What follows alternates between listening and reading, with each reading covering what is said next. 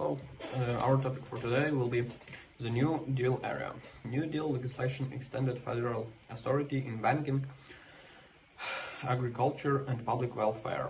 It established minimum standards for wages and hours on the job and served as a catalyst for the expansion of labor unions in such industries as steel, automobiles and rubber.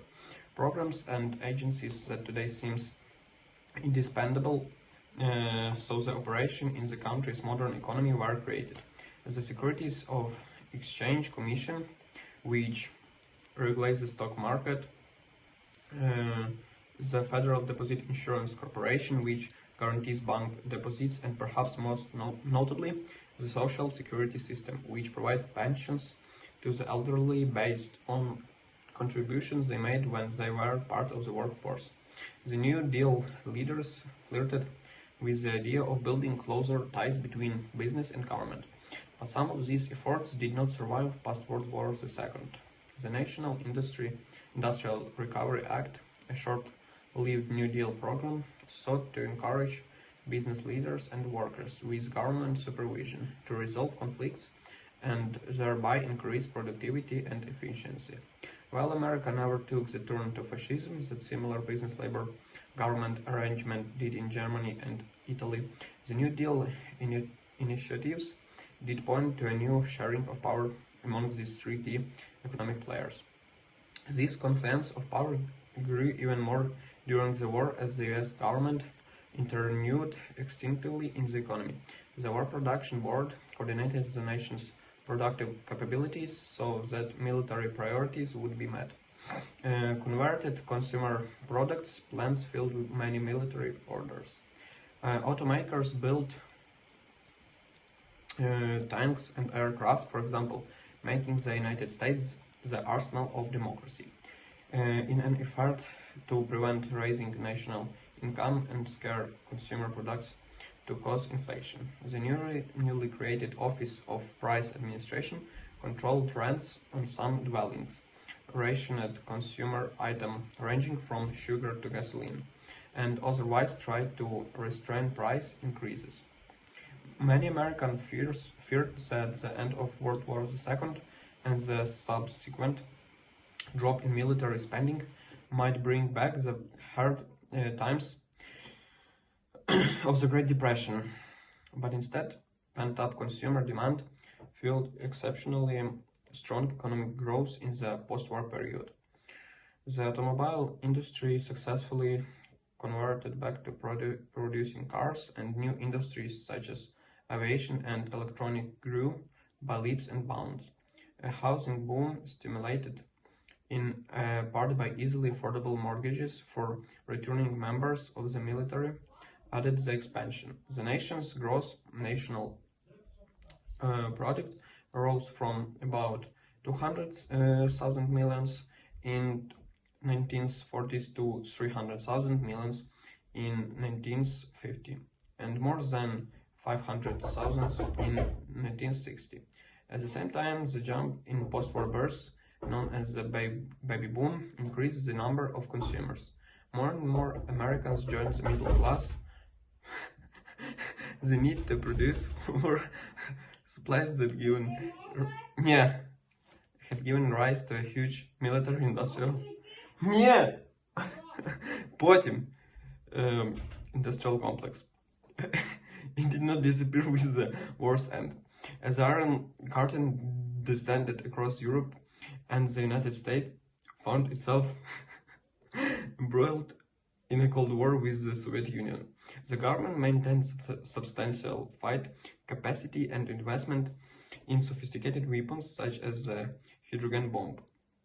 Economic aid flowed to war-ravaged European countries under the Marshall Plan, which also helped maintain markets for numerous US goods.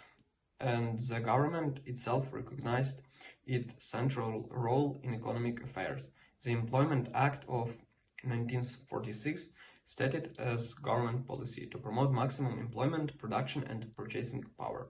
The United States also recognized during the post-war period the need to restructure international monetary arrangements, spearheading the creation of International Monetary Fund and the World Bank, institutions designed to ensure an open, capitalist international economy. Business, meanwhile, entered a period marked by consolidation. Firms merged to create huge, diversified conglomerates. International Telephone and Telegraph, for instance, bought Sheraton Hotels, Continental Banking, Hartford Fire Insurance, Avis Rent a Car, and other companies. The American workforce also changed significantly. During the 1950s, the number of workers providing services grew until it equaled the and then surpassed the number who produced goods. And by 1956, a majority of US workers held white-collar rather than blue-collar jobs. At the same time, labor unions won long-term employment contracts and other benefits for their members. Farmers, on the other hand, faced tough times. Gains in productivity led to agricultural overproduction as farming became a big business. Small family farms found it increasingly difficult to complete, and more farmers left the land. As a result, the number of people employed in the farm sector, which in 1947 stood at 7.9 million, began a continuing decline. By the 1998, US farms employed only 3.4 million people. Other Americans moved too.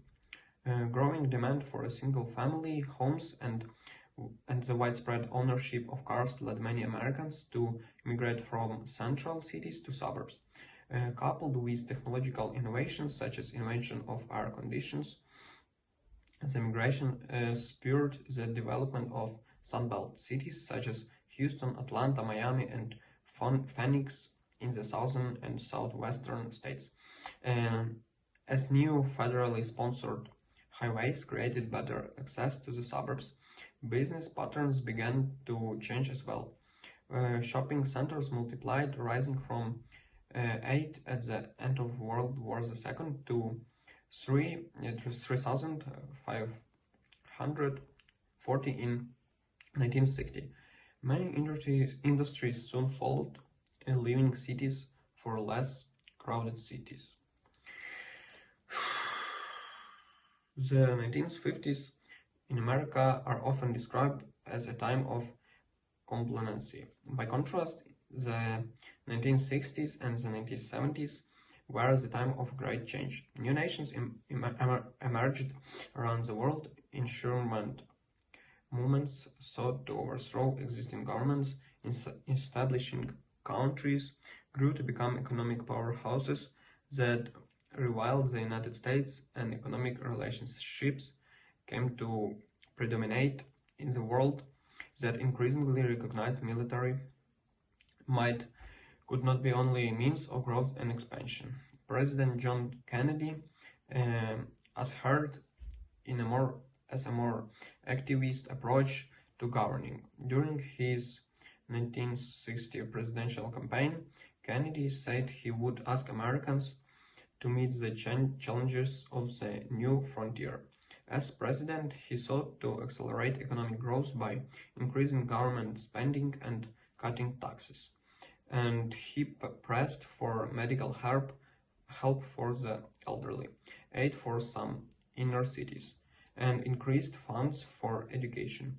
Many of these proposals were not enacted, although Kennedy's vision of sending Americans abroad to help developing nations did materialize with the creation of the Peace Corps.